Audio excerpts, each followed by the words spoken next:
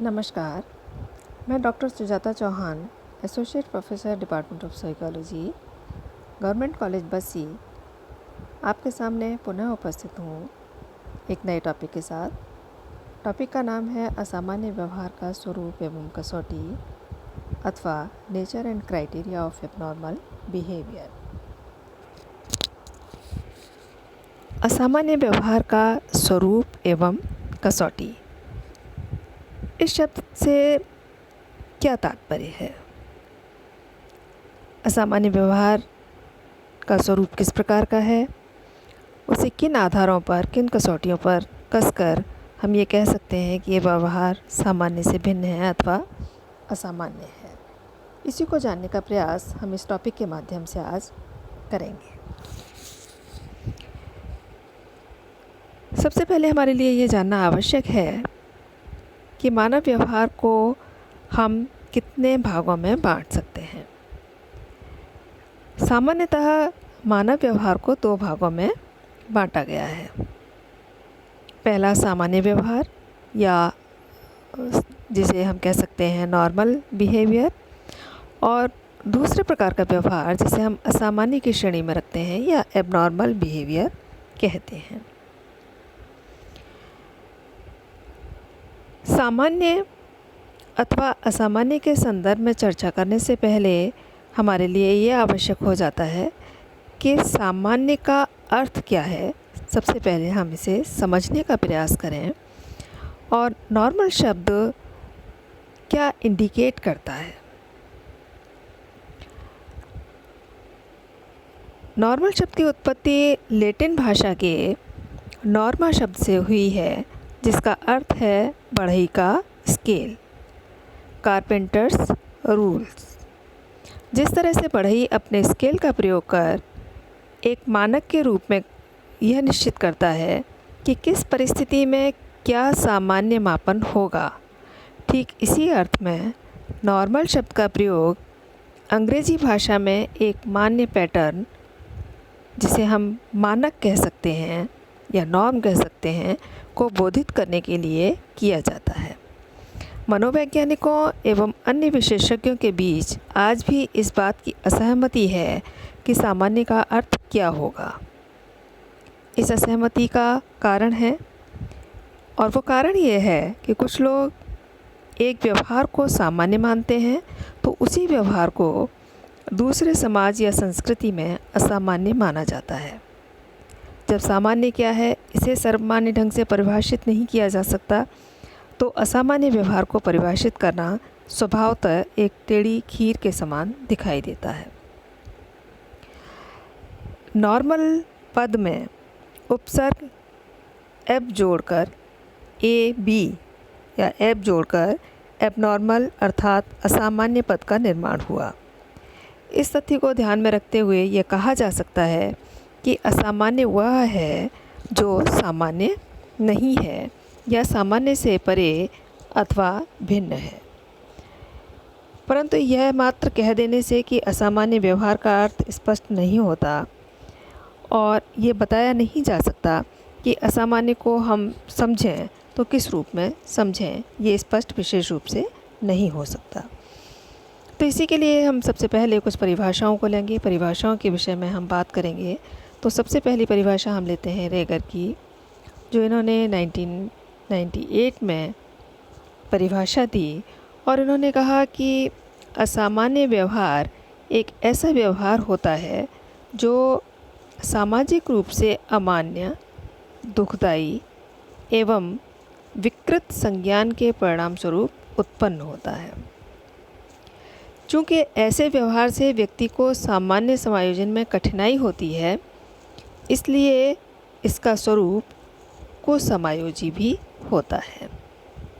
तो रेगर की अगर हम परिभाषा को लें तो यहाँ दो तीन चीज़ें हमें दिखाई देती हैं, और उन पर वो विशेषताएँ विशेष रूप से इस रूप में हैं कि इनका व्यवहार सामाजिक रूप से अमान्य होता है, मतलब समाज इनके व्यवहार को मान्यता प्रदान नहीं करता, और ये दूसरों को कष्ट पहुंचाने वाला या दुख पहुंचाने वाला होता है।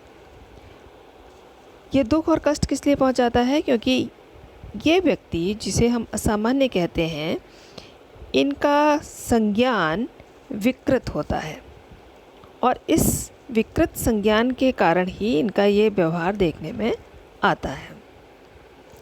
साथ ही उन्होंने कहा कि क्योंकि इस तरह के व्यक्तियों का व्यवहार असामान्य होता है, समाज इसे स्वीकृत नहीं करता, इसलिए इनको एडजस्टमेंट में प्रॉब्लम भी दिखाई देती है और इनका व्यवहार विशेष रूप से कुछ समायोजित दिखाई देता है। दूसरी परिभाषा है बार्लो या डुरंट की। ये परिभाषा इन्होंने 1999 में दी। इनका मानना है कि असामान्य व्यवहार व्यक्ति के भीतर मनोवैज्ञानिक दुष्क्रिया, जिसे हम कह सकते हैं डिसफंक्शन, की स्थिति होती है जो कार्यों में बाधा या हानि के साहचरित होता है तथा एक ऐसी अनुक्रिया होती है जो प्रातिनिधिक या सांस्कृतिक रूप से प्रत्याशित नहीं होती है। इस परिभाषा में देखें तो इसमें भी हमें कुछ विशेषताएं देखने में आती हैं। वो कहते हैं कि ये क्या है? असामान्य व्यवहार व्यक्ति के भीतर मनोवैज्ञानिक दुष्क्रिया की स्थिति है, डिसफंक्शन की स्थिति है। और ये स्थिति कब उत्पन्न होती है? ये व्यक्ति में उस समय दिखाई देती है कि ये एक व्यक्ति के व्यवहार में बाधा के रूप में दिखाई देती है और ये इस प्रकार की अनुक्रिया होती है, इस प्रकार का रिस्पॉन्स होता है जो प्रातिनिधिक या सांस्कृतिक रूप से प्रत्याशित नहीं होता, किसी संस्कृति विशेष में मान्य नहीं होता या रिप्रेजेंटेटिव बिहेवियर नहीं कहा जा सकता इसे। तो इस प्रकार से अगर हम देखें तो असामान्य व्यवहार की परिभाषाओं को देखने से स्पष्ट हो जाता है कि ये एक ऐसा व्यवहार है जिसे सामाजिक स्वीकृति नहीं मिली हुई होती है और ये एक प्रकार से विकृत संज्ञान के कारण उत्पन्न होता है और इसे समाज के द्वारा विभिन्न संस्कृतियों में या जिस संस्कृति में ये व्यवहार किया जा रहा है उस संस्कृति के द्वारा इसे मान्य व्यवहार के रूप में नहीं देखा जाता। अब हम थोड़ा सा ये समझने का प्रयास करें कि मानसिक स्वास्थ्य विज्ञानियों के आधार पर असामान्यता की विभिन्न कसौटियाँ क्या हैं। असामान्यता की अगर हम विभिन्न कसौटियों की बात करें तो यहाँ पर कुछ कसौटियाँ मैंने आपके सामने मेंशन की हैं। पहला है सांख्यिकीय अबारंबारता की कसौटी, सेकंड नंबर पर मानक अतिक्रमण, थर्ड नंबर पर व्यक्तिगत व्यथा की कसौटी, नेक्स्ट अयोग्यता या दुष्क्रिया की कसौटी और उसके बाद अप्रत्याशा की कसौटी।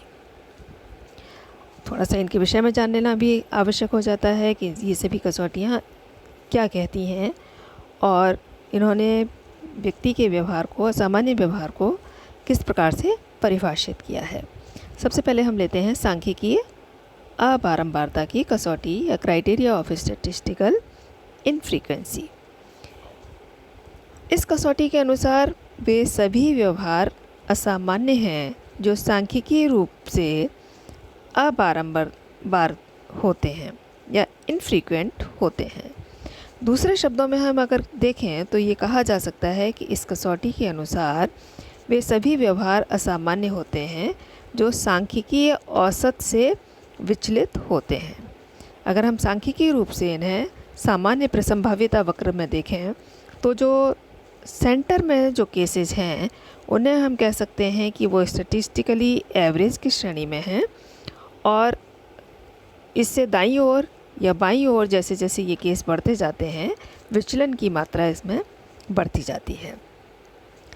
तो जो व्यवहार उस रूप में औसत में आते हैं वे सामान्य कहलाते हैं और जो उससे भिन्न होते हैं उन्हें हम असामान्य की श्रेणी में रख सकते हैं।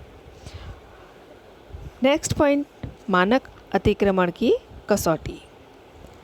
मानक अतिक्रमण की कसौटी से तात्पर्य है कि व्यक्ति एक समाज में रहता है। प्रत्येक समाज के अपने मानक होते हैं और व्यक्तियों को इन मानकों को फॉलो करना होता है, मानकों के अनुरूप व्यवहार करना होता है। ये मानक ये बतलाते हैं कि उसे क्या करना चाहिए और क्या नहीं करना चाहिए। जब व्यक्ति का व्यवहार इस मानक के अनुकूल होता है तो उसे सामान्य कहा जाता है, परंतु जब व्यक्ति का व्यवहार इन मानकों का अतिक्रमण करता है या इन मानकों से भिन्न होता है तो उसे असामान्य व्यवहार कहा जा सकता है।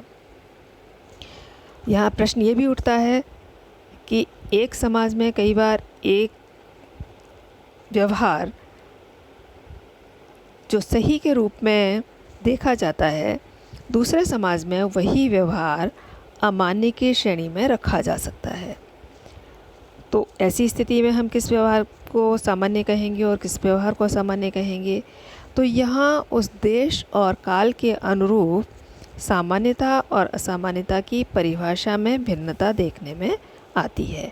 भिन्न भिन्न समाजों के अनुरूप भिन्न भिन्न प्रकार के व्यवहार को सामान्य और असामान्य की श्रेणी में रखा जाएगा और उसके संस्कृति और समाज के परिप्रेक्ष्य में ही सामान्य और असामान्य को परिभाषित किया जा सकता है।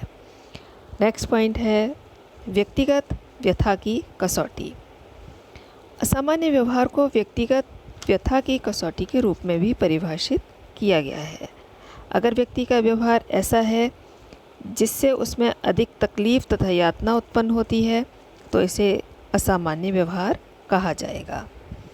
फॉर एग्ज़ाम्पल अगर हम देखें तो चिंता की स्थिति को देखें, चिंता या दुश्चिंता हम जिसे कह सकते हैं, दुश्चिंता विकृति को अगर हम देखें या विषाद को देखें, विषाद मीन्स डिप्रेशन, दुश्चिंता विकृति मीन्स एंग्जाइटी डिसऑर्डर्स। अगर हम इन दोनों से ग्रस्त व्यक्तियों को देखें तो इस दोनों ही प्रकार की बीमारियों से या असामान्यताओं से ग्रस्त व्यक्तियों को अधिक यातना सहनी पड़ती है। अतः उनके इस व्यवहार को इस कसौटी के अनुरूप निश्चित रूप से असामान्य व्यवहार की श्रेणी में रखा जाएगा। सचमुच में असामान्य व्यवहार को परिभाषित करने का उपागम पहले दोनों उपागमों या अप्रोचेस की या कसौटियों की तुलना में अधिक उदारवादी है, क्योंकि इस विचारधारा में अगर हम देखें या इस क्राइटेरिया को अगर हम देखें तो इसमें लोग अपने असामान्यता की परख स्वयं करते हैं। कोई समाज का विशेषज्ञ आकर के उनके व्यवहार को सामान्य असामान्य की श्रेणी में नहीं रखता। नेक्स्ट पॉइंट अयोग्यता या दुष्क्रिया की कसौटी। अयोग्यता के आधार पर या योग्यता के आधार पर भी सामान्य और असामान्य व्यवहार को परिभाषित किया गया है। अगर कोई व्यक्ति अपने लक्ष्य की प्राप्ति करने में अयोग्यता के कारण असमर्थ रहता है तो उसके इस व्यवहार को असामान्य व्यवहार कहा जाएगा। इसे हम एक उदाहरण के द्वारा भली प्रकार समझ सकते हैं कि जैसे अगर कोई व्यक्ति है और उसे हवाई जहाज़ में बैठने से डर लगता है, तो वो कहीं भी हवाई जहाज़ में बैठकर यात्रा करने से डरता है और ये डर उसमें इतना ज़्यादा है कि उसे अगर पदोन्नति मिलती है और पदोन्नति में उसे उस हवाई जहाज़ में यात्रा करनी पड़ेगी, तो इस तरह की अयोग्यता के कारण वो अपनी पदोन्नति को त्याग देता है, तो इस तरह के व्यवहार को असामान्य व्यवहार का एक तत्व माना जाएगा। तो इस प्रकार से ये कहा जा सकता है कि अयोग्यता या दुष्क्रिया की कसौटी की क्राइटेरिया ऑफ डिसेबिलिटी और डिसफंक्शन कि जिसकी वजह से वो व्यक्ति अपने आप को अयोग्य सिद्ध कर देता है अपने भय के कारण, और इस वजह से वो किसी कार्य को करने के लिए मना कर देता है। नेक्स्ट अप्रत्याशा की कसौटी या क्राइटेरिया ऑफ अनएक्सपेक्टेडनेस। डेविडसन और नील ने अप्रत्याशा की कसौटी को भी महत्वपूर्ण बतलाया है। अनएक्सपेक्टेडनेस की कसौटी जो है उसे भी उन्होंने बहुत ही इम्पॉर्टेंट कसौटी के रूप में माना है। उनका कहना है कि असामान्य व्यवहार का एक तत्व अप्रत्याशा की कसौटी को मानना आवश्यक है। सचमुच में बहुत सारे असामान्य व्यवहार पर्यावरणीय तनाव उत्पन्न करने वाले उद्दीपकों के प्रति एक तरह का अप्रत्याशित अनुक्रिया ही हैं। किस प्रकार से? एग्जाम्पल के रूप में हम समझ सकते हैं कि एक व्यक्ति अपनी वित्तीय मजबूती के बावजूद, वो आर्थिक रूप से बहुत संपन्न है, मजबूत है, लेकिन फिर भी लगातार अपनी आर्थिक स्थिति के बारे में चिंतित रहता है और ये चिंता उसकी बहुत अधिक बढ़ जाती है कि कल ऐसा हो जाए तो क्या होगा, ऐसा हो जाए तो क्या होगा। तो इस तरह की जो असाधारण चिंता है, इसे हम अप्रत्याशा की कसौटी कह सकते हैं और ये भी एक असामान्यता का लक्षण है। तो इस प्रकार से अगर देखा जाए तो मानसिक स्वास्थ्य विज्ञानियों के आधार पर असामान्यता की जो विभिन्न कसौटियां हैं वो इस रूप में बताई गई हैं। इन पांचों कसौटियों के आधार पर असामान्य व्यवहार को अलग अलग ढंग से परिभाषित करने का प्रयास किया गया है, लेकिन फिर भी इन सभी कसौटियों के आधार पर विभिन्न मनोवैज्ञानिकों के बीच में मतैक्य का अभाव पाया गया। सभी मनोवैज्ञानिक किसी भी विशेष पॉइंट पर एक मत नहीं थे और इस मत भिन्नता के कारण किसी भी कसौटी को एक तरह से सर्वमान्य कसौटी के रूप में मान्यता नहीं मिल पाई। ऐसे में ओल्टमान्स तथा एमेरी ने 1995 में एक उत्तम निष्कर्ष दिया और उनका निष्कर्ष था कि असामान्य मनोविज्ञान को परिभाषित करने के लिए बहुत सारे प्रयास किए गए हैं, या असामान्य व्यवहार को परिभाषित करने के लिए जो प्रयास किए गए हैं, इनमें से कोई भी संतोषजनक नहीं है। किसी ने भी ऐसी संगत परिभाषा नहीं दी है जो सभी परिस्थितियों में जिसमें संप्रत्यय का उपयोग होता हो इसकी व्याख्या कर सके। और उन्होंने इस निष्कर्ष पर पहुँचे कि कोई भी जो असामान्य व्यवहार को परिभाषित करने के जितने भी प्रयास हुए हैं, उनमें से कोई भी प्रयास संपूर्ण प्रयास के रूप में नहीं कहा जा सकता। इसके बावजूद भी यदि हम गौर से असामान्य व्यवहार के स्वरूप की व्याख्या करने के ख्याल से इन सारे विचारों की समीक्षा करें तो ये देखने में आता है कि कॉमर ने कहा कि हम असामान्य व्यवहार को 4D के आधार पर समझ सकते हैं। 4Ds के रूप में समझने में आम सहमति बनी और उन्होंने कहा कि ये 4D हैं। पहला विचलन या डेविएंस, दूसरा तकलीफ़ या डिस्ट्रेस, तीसरा दुष्क्रिया या डिसफंक्शन एंड फोर्थ खतरा या डेंजर। अब ये सारे के सारे क्या हैं? पहले नंबर पर हम ले लेते हैं डेविएंस या विचलन को। इसके अंतर्गत उस प्रकार के व्यवहारों को असामान्य व्यवहारों की श्रेणी में रखा जाता है जो सामाजिक मानक से भिन्न एवं असाधारण होते हैं। प्रत्येक सोसाइटी के कुछ मानक होते हैं और उन मानकों के आधार पर व्यवहार को संगत या असंगत या असामान्य के रूप में कैटेगराइज किया गया है। तो वो कहते हैं कि जो सामाजिक मानक हैं उनसे अगर भिन्न है किसी व्यक्ति का व्यवहार तो ऐसे व्यवहार को हम असामान्य व्यवहार की श्रेणी में रख सकते हैं। दूसरा उन्होंने कहा कि डिस्ट्रेस या तकलीफ़। असामान्य व्यवहार वैसे व्यवहार को भी कहा जा सकता है जो स्वयं व्यक्ति के लिए दुखदाई या तकलीफ़देह होता है। जैसा कि मैंने अभी आपको ऊपर एक एग्जाम्पल दिया था दुश्चिंता का, कि यदि व्यक्ति चिंता से ग्रस्त है, लगातार साउंड जो उसका कहा जाए उसकी नौकरी पक्की है और वो पूरी तरह से साउंड है वेल्थ के मामले में, लेकिन फिर भी उसे लगातार ये चिंता सताए जा रही है कि आगे क्या होगा, आगे क्या होगा। तो इस प्रकार के जो चिंताएं हैं या दुश्चिंताएं हैं जिससे कि उसे खुद ही तकलीफ़ पहुंच रही है, इसे भी हम असामान्य व्यवहार की श्रेणी में रख सकते हैं। नेक्स्ट, डिसफंक्शन या दुष्क्रिया। इसके अंतर्गत वैसे व्यवहार को रखा गया है जो व्यक्ति के लिए दिन प्रतिदिन के व्यवहार या क्रिया को करने में बाधक सिद्ध होते हैं। यह व्यक्ति को इतना अधिक अशांत कर देते हैं कि वह साधारण सामाजिक परिस्थिति या कार्य में भी अपने आप को ठीक ढंग से समायोजित नहीं कर पाता है। नेक्स्ट, डेंजर या खतरा। असामान्य, ये खतरा क्या है, इसका क्या तात्पर्य है? वो कहते हैं कि असामान्य व्यवहार सामान्यतः स्वयं व्यक्ति या रोगी के लिए तो खतरनाक होता ही है, साथ ही साथ वह अन्य व्यक्तियों के लिए भी खतरनाक साबित होता है।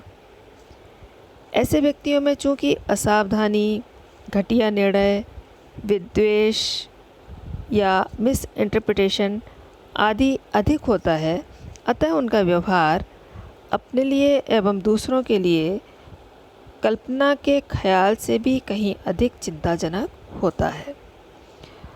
तो अगर हम इन सारी पॉइंट्स को देखें तो स्पष्ट होता है कि सामान्य व्यवहार के अर्थ एवं स्वरूप को समझने में इन 4 आयामीय पहलुओं को कहीं अधिक व्यापक एवं मान्य समझा जा सकता है और इनके आधार पर असामान्य व्यवहार को समझने में हमें आसानी हो सकती है।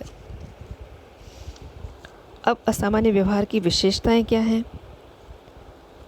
इन विशेषताओं को अगर हम देखें तो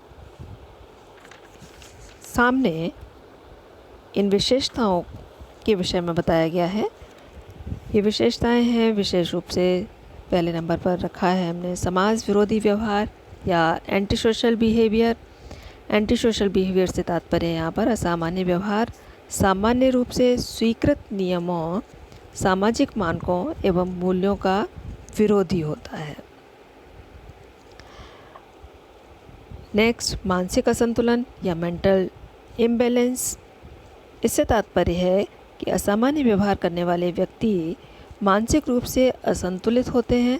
ऐसे व्यक्तियों के विचारों एवं व्यवहारों में काफ़ी अस्थिरता पाई जाती है। वे कभी कुछ सोचते हैं तथा कुछ समय के बाद ठीक उसके विपरीत सोचने लग जाते हैं। जब वे विपरीत सोचते हैं तो ठीक पहले से उल्टा वे करना भी प्रारंभ कर देते हैं। तो इस प्रकार इनके में मानसिक असंतुलन की स्थिति देखने में आती है। नेक्स्ट है अपर्याप्त समायोजन। असामान्य व्यवहार दिखलाने वाले व्यक्ति आज समाज को भिन्न भिन्न परिस्थितियों में अपने आप को ठीक ढंग से समायोजित नहीं कर पाते हैं। समायोजन न करने की समस्या के कारण वे प्रायः तिरस्कार के पात्र भी बन जाते हैं। नेक्स्ट पॉइंट, सूझबूझ व्यवहार की कमी।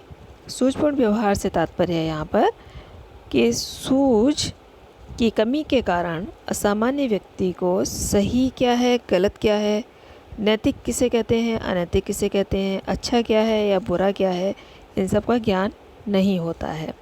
फलस्वरूप ऐसे व्यक्ति अपनी जिम्मेदारियों को ठीक ढंग से मूल्यांकन नहीं कर पाते हैं। नेक्स्ट, विघटित व्यक्तित्व। असामान्य व्यवहार की एक विशेषता यह भी है कि इस तरह का व्यवहार विघटित व्यक्तित्व द्वारा अधिक किया जाता है। दूसरे शब्दों में हम कह सकते हैं कि असामान्य व्यवहार दिखलाने वाले व्यक्तियों का व्यक्तित्व अधिक विघटित होता है। उनमें अगर हम देखें तो व्यक्ति के जो 3 पक्ष हैं, कॉग्निटिव, मोटर एवं अफेक्टिव, संज्ञानात्मक, क्रियात्मक एवं भावात्मक, इन तीनों पक्षों में कोई तालमेल नहीं होता है और तालमेल के अभाव के कारण ही इनके व्यक्तित्व का जो ये आयाम है उसे हम कह सकते हैं कि ये असामान्यता इनके व्यक्तित्व में देखने में आती है। नेक्स्ट, आत्मज्ञान तथा आत्मसम्मान की कमी, या जिसे कह सकते हैं lack of self knowledge and self esteem. ये क्या है? इस पॉइंट से तात्पर्य है कि ऐसे असामान्य व्यक्ति अपने गुण एवं दायित्व का भी सही मूल्यांकन नहीं कर पाते हैं और क्योंकि वे अपने गुणों और दायित्वों का सही मूल्यांकन नहीं कर पाते हैं, इसलिए सामान्य व्यक्तियों में आत्मसम्मान की कमी देखने में आती है। ऐसे व्यक्ति अपने आप को अनादर एवं हीनता के भाव से देखते हैं और विभिन्न सामाजिक परिस्थितियों में वे अपने आप को अपकुलित या माल एडेप्टेड शो करते हैं। नेक्स्ट, फीलिंग ऑफ इनसिक्योरिटी या असुरक्षा की भावना। यह भी एक क्राइटेरिया है। इस क्राइटेरिया के आधार पर इस प्रकार के व्यक्तियों में जो असामान्य हैं अपने आप को समाज का स्वीकृत हिस्सा या एक्सेप्टेड पार्ट नहीं मान पाते ये अपने आप को, और ऐसे व्यक्ति अन्य व्यक्तियों को शक की निगाह से देखते हैं, जो विभिन्न सामाजिक परिस्थितियों में कभी भी खुलकर अपने विचारों की अभिव्यक्ति नहीं कर पाते हैं। नेक्स्ट पॉइंट है संवेगात्मक अपरिपक्वता या इमोशनल इमेच्योरिटी। इससे तात्पर्य है विशेष रूप से कि ऐसे व्यक्ति का अपने संवेगों पर जो नियंत्रण है वो ना के बराबर रहता है। वे अपने संवेगों को नियंत्रित नहीं कर पाते हैं। अकारण रो देना, अकारण हंस देना ऐसे व्यक्तियों की आदत सी होती है। परिस्थिति के अनुकूल संवेग को नियंत्रण कर उसकी उचित अभिव्यक्ति इन्हें नहीं आती है।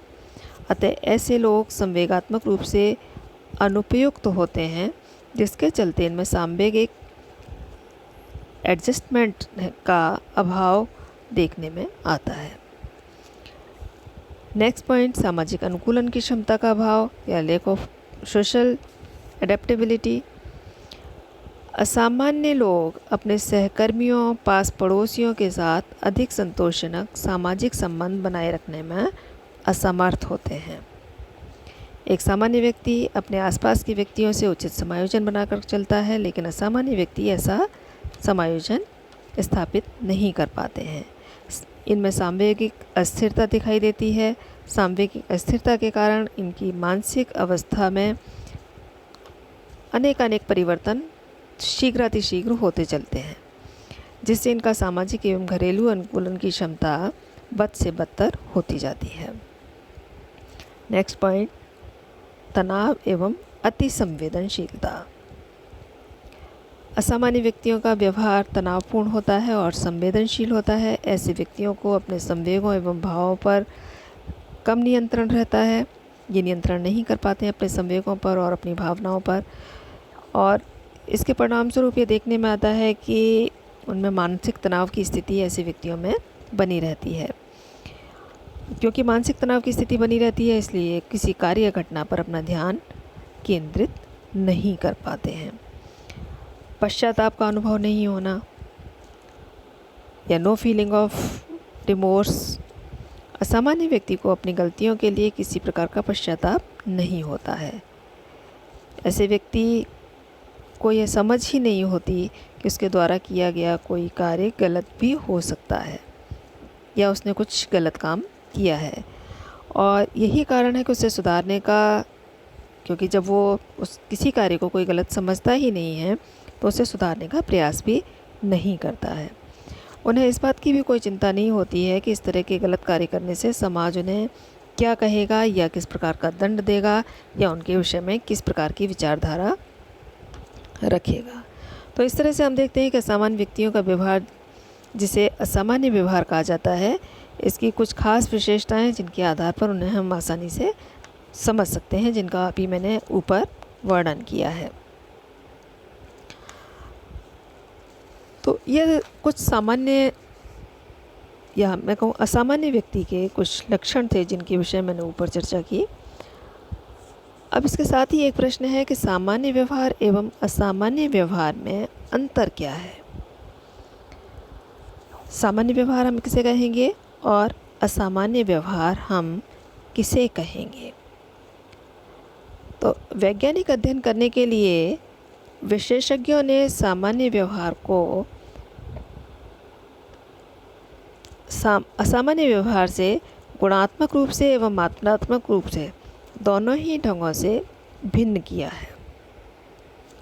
अब यहाँ ऊपर दो चीज़ों का जिक्र हुआ है, एक तो गुणात्मक और दूसरा मात्रात्मक। अब ये गुणात्मक क्या है और मात्रात्मक क्या है,